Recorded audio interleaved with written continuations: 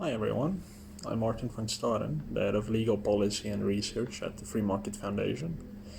Today I thought I'd briefly talk a bit about monopolization and competition. These are things are often spoken about in South Africa and around the world, and it's obviously something that the Free Market Foundation is very interested in. Like most people, we oppose monopolies. I guess oppose monopolies as a prima facie case, and we support competition. I think those of you familiar with thought around monopolization in free market circles know that there are certain acceptable forms of monopolies, but the general rule is that a monopoly is bad, and monopolies are usually, if not literally always, the result of some kind of government intervention. But competition and monopolization have become buzzwords that people don't really think about. These terms are just thrown around, especially in the case of government. But let's start with the basics. Like I said, none of us actually like monopolies, and for a very good reason. When there's only one supplier of something, they get to charge whatever they want without the risk of losing customers. People and businesses cannot really opt out of using that monopoly's products or services without incurring massive personal or commercial costs to themselves. So in South Africa, Eskom is a very well-known example of a monopoly. In fact, I'm sitting in the dark right now in the office with generators buzzing around. The hospital across the road has massive generators that's they're gassing us here at the FMF with all their wonderful fumes. So we all have very good reason not to like Eskom or its monopoly. The vast majority of South Africans are totally dependent on Eskom for their electricity. Now, in theory, we can all go off the grid with generators or solar panels, but this is, at least for most people, prohibitively expensive. But another monopoly that people don't quite think about as such is government itself. Whether we want their incompetent or unproductive services is not relevant. We're gonna get them. We cannot opt out without immigrating, and this too costs a whole lot of money. And besides, wherever you immigrate, you only immigrate into one new choice. In a truly free market, you have a variety of choices at your fingertips, but with governments, at least nowadays, in the past there was more of a free market of government when there was freedom of movement, but those days seem to be over and increasingly over. As the rise of national conservatism around the world comes about. But today, wherever you move, you're going to be stuck with that one government, and you can only move again by incurring the same massive immigration costs. So we want competition because there is more than one provider or supplier, and that means that prices tend to go down. If a company's competitor wants to win over customers, they have to offer them something better. This can take the form of a better quality product, a better quality service, better accessibility of their product or service, or even a better location where they're located. Is it in the suburbs or off in the rural areas, making it inconvenient? But on a day-to-day basis, I think most of us tend to decide which company is better based on their prices. There are other factors, but prices are, I think, the most important thing that we look at. But what truly makes a monopoly? Is it simply the absence of actual competition? Well, in my view, I would say it is not simply the absence of a competition that makes a monopoly. The far more acceptable explanation to me is that a monopoly exists where the market or sector that it occupies is uncontestable. In other words, circumstances are such that no competitor can enter into that market. If there is a single supplier of something, but that market remains contestable, then I would say there is no monopoly, or at least not a detrimental monopoly as we often conceive of them. There might be a monopoly, but that would be a monopoly that doesn't really bother anyone.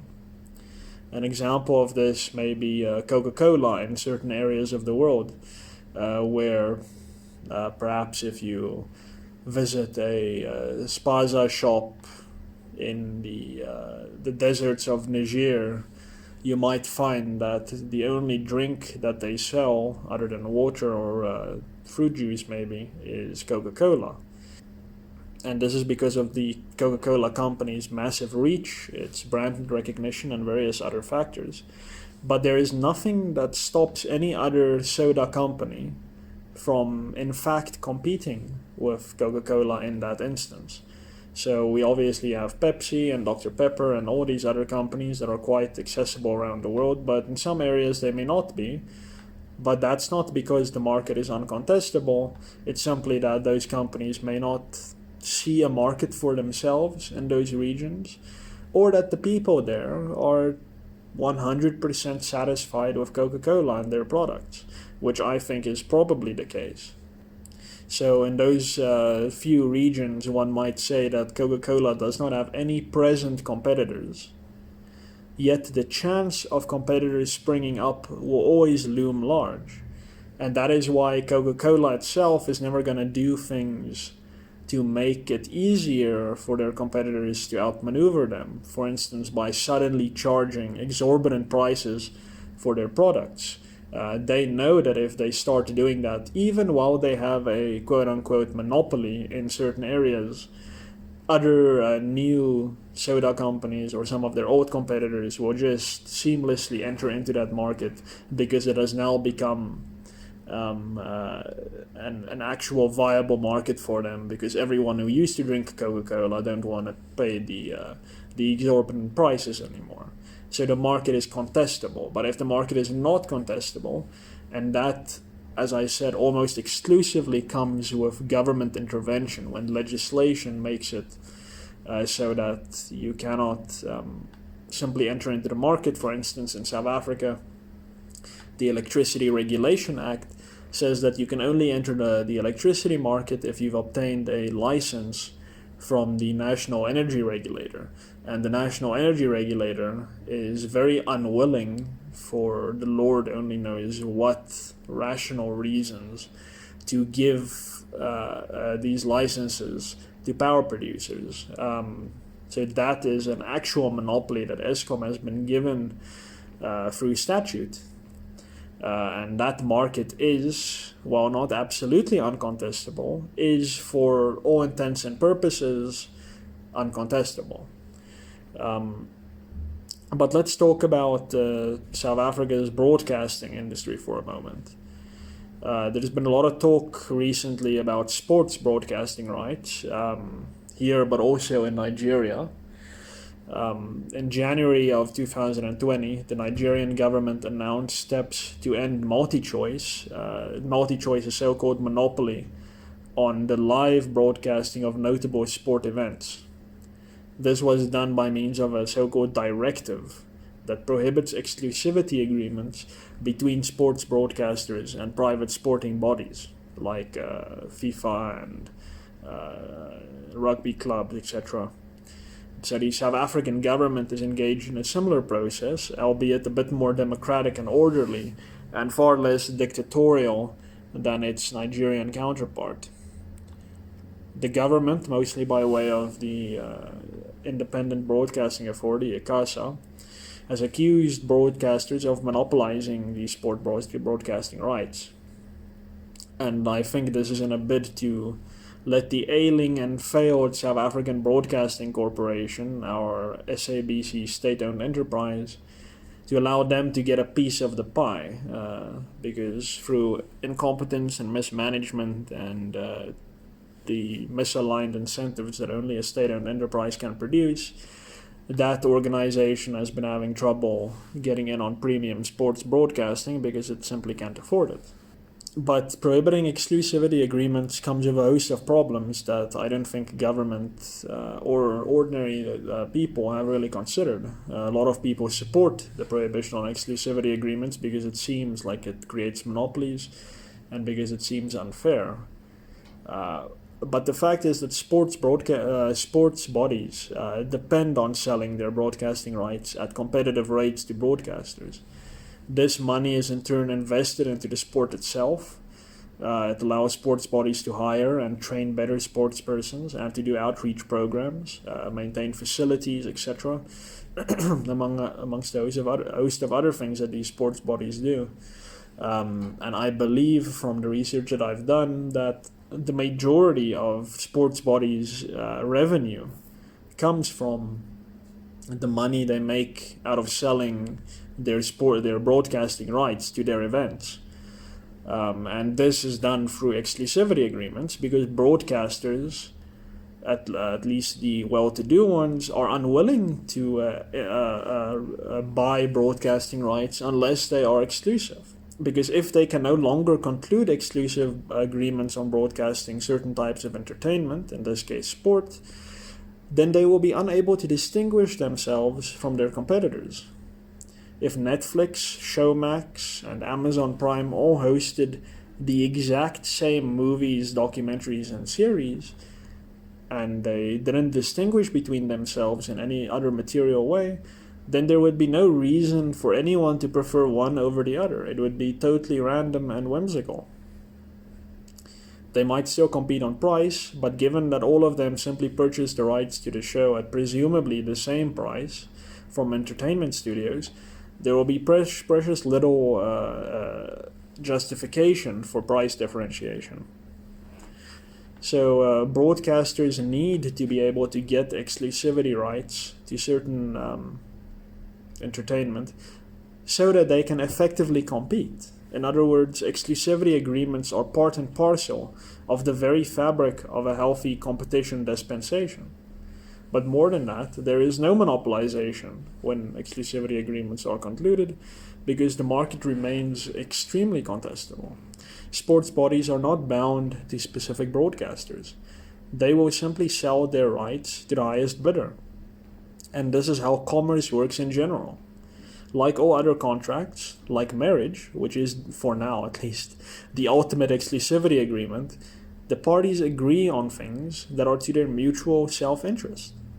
In other words, no one has been made the victim of an injustice. There is no harm, there is no injury, because all the parties to the agreement have agreed, which is the nature of a contract.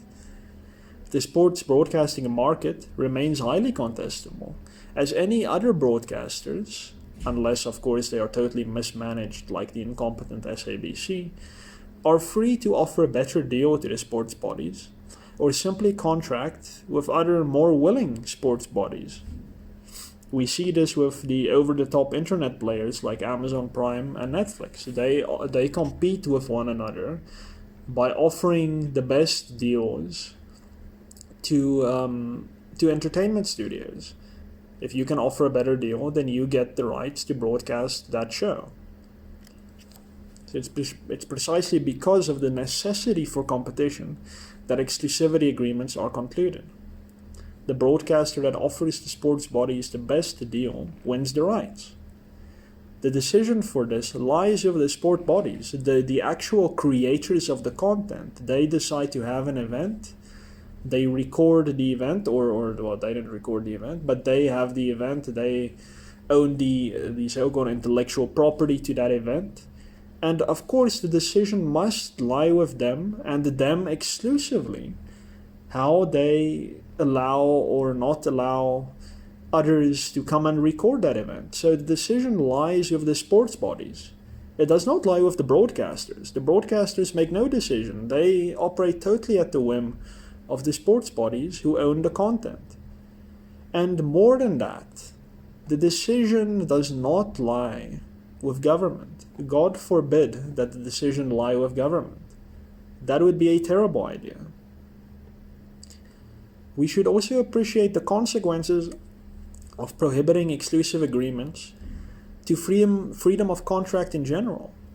The principle set by such a draconian intervention is that the parties to an agreement can no longer decide amongst themselves how to arrange their affairs. Today it might be to limit broadcasting, but tomorrow government might argue that there is a need for redress and representativity in recreation, like they are starting to argue in the new sport bill.